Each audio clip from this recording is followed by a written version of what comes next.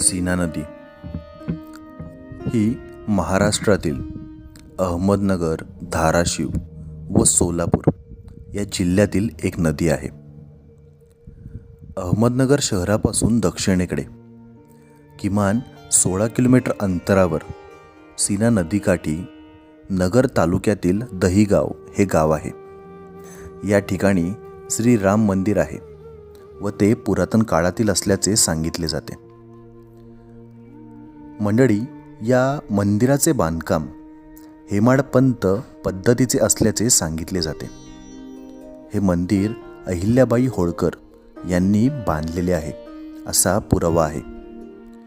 या मंदिराचे बांधकाम 950 वर्षांपूर्वी आहे असे पुरावे देखील आढळतात. दहिगाव हे गाव सीना नदीकाठी वसलेले आहे.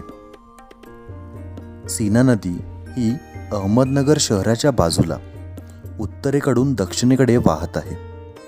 तसेच पूर्वी आणि आज नगर शहराला पुणे महामार्ग आणि अहमदनगर स्थानकावर जाण्यासाठी स्थानक भागात साधारण 147 वर्षांपूर्वी ब्रिटिशांनी बांधलेला ऐतिहासिक लोखंडी पूल आजपर्यंत चांगल्या स्थितीत आहे.